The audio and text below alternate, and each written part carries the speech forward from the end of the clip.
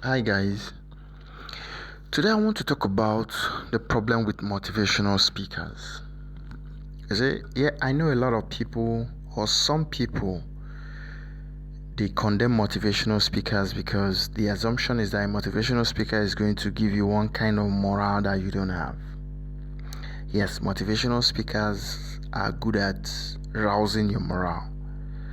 But this question or this issue in view also reminds us of something. Like in those days in our primary school, when we were kids, maybe you had a class of 30, 40, 20 people. A teacher comes to class and teaches the whole class. Out of these 20, 30 people, one carries first and the other one carries last. Now, the other one that carried last, it's not because he's not intelligent enough. It could just be that there's 1,001 reasons why he carried last. Like, he could be having family issues, his parents are always quarreling, or he doesn't have someone who understands his unique challenge. He doesn't have a good teacher who understands his unique challenge or who's patient enough to teach him. Because for some people, you have to teach multiple times. But for those teachers who don't understand how to teach such people, they call them blockheads. So now, in real life, when a motivational speaker teaches you something and you condemn the motivational speaker, it's equivalent to that child who carried last in class. Why? Because you have not applied what that speaker said. Or one question I want to ask a lot of us who have problems with motivational speakers. How many times have you gone to a motivational session or listened to a motivational audio or a podcast or something? How many times have you listened to this, then you stated out some action steps that you're supposed to take in the direction of your vision, your goals, and your dream?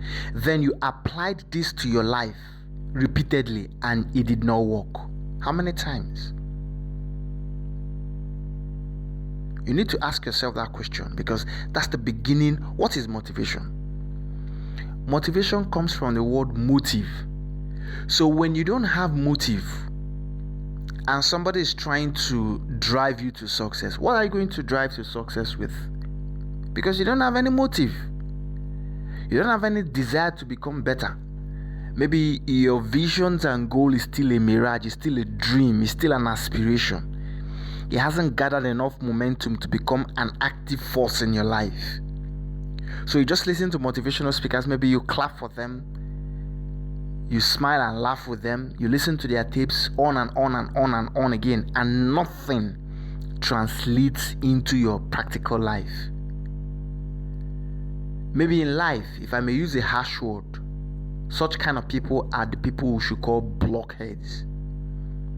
Because if from what is going on, it's assumed or it is that nothing can enter your head. Because if as an adult you can listen to 5, 10 minutes, 30 minutes motivational session and nothing comes out of it, that's nothing. There's a saying we have in reading that it's the good reader that makes the book. That means you can be reading a book by an author and the conclusions you arrive at, the knowledge you gain via reading that book could be 3 times what the author had. Or it could even point you in another direction totally different from what the author of that book was talking about. I have a case experience like that. I used to have this book by Thomas More, Care of the Soul. Actually, I was working on a book then that I started asking myself, what is human soul? Because if you read some Christian literatures, what some authors ascribe to as soul, you go to some of the books, they ascribe to it as spirit. The same thing in so many other religions and so many other thoughts, system of thought. So I was confused. I said, what actually is soul? I started philosophizing, I started scientific research. At a point I said the soul comes from water and all that. But when I read that book, this guy was talking something that sounded totally strange to me. I disagreed with everything he said from the beginning to the end of that book. A few years later, I think sometime in 2006, I now bought a second of his book. I think the first one was Care of the Soul. Then the second one was The Soul and You, something like that. But both of them had to do with soul. Now, when I read this second book, my resistance was higher because I was like, what's this guy talking about? But from the day I read those two books till today, I've always asked myself, what is soul? And sometimes I use that word with caution. Like sometimes some people say soulmate, this person is my soulmate. And for me, I ask, what makes him your soulmate? Because for me, I see soulmate like a psychological thing, not a spiritual thing, because the Bible never talked about soulmates. And when I see people who say this person is my soulmate, like they're just blabbing. I see soulmate like anybody who's compatible with you psychologically and otherwise is your soulmate. So, it is the good reader that makes the book. You can even listen to a motivational speaker who's talking absolute BS. But at the end of the day, you come out of that talk, you come out of that seminar, you come out of that lecture, you come out of that discourse with something great. Because why? There is something in your head.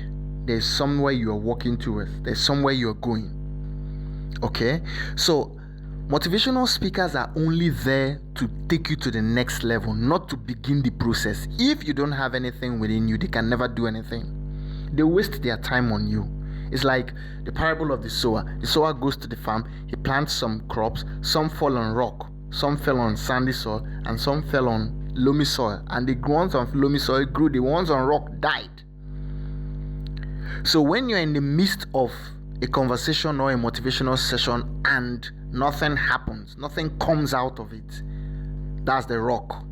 You're that rock that the seed the motivational speaker is saying is falling on, which means the seed will die. Okay, so I think the beginning of success or the beginning of this thing lies in the fact that you have to work on yourself. You have to start working on your vision. You have to start working on your goals. You have to start working on your dreams. Because when you start working on your dreams, you begin to understand what the motivational speakers are saying.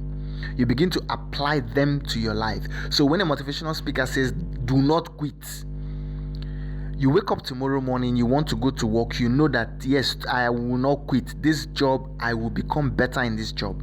My attitude will change. Instead of going to work later, I will go to work earlier because I have a responsibility to my employer. Your mentality begins to change. Your perspective begins to change. Your expectations begins to change. Rather than expect people to treat you like a king, you now treat people like a king.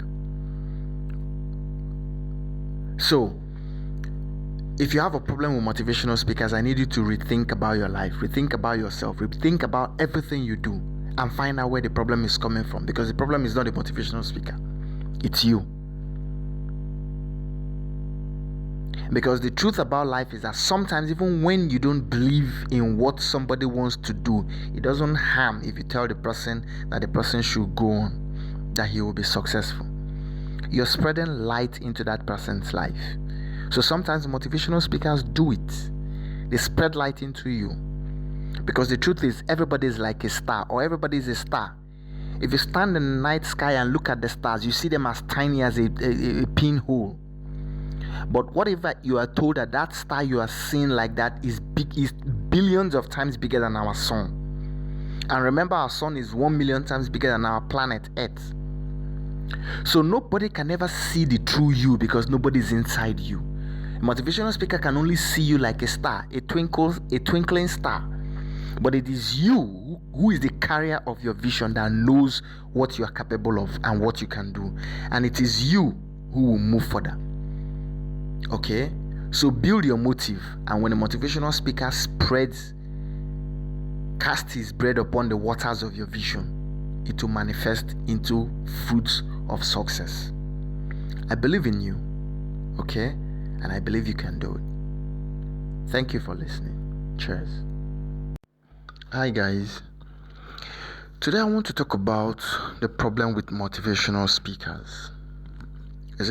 I know a lot of people, or some people, they condemn motivational speakers because the assumption is that a motivational speaker is going to give you one kind of morale that you don't have. Yes, motivational speakers are good at rousing your morale. But this question or this issue in view also reminds us of something. Like in those days in our primary school, when we were kids, maybe you had a class of 30, 40, 20 people.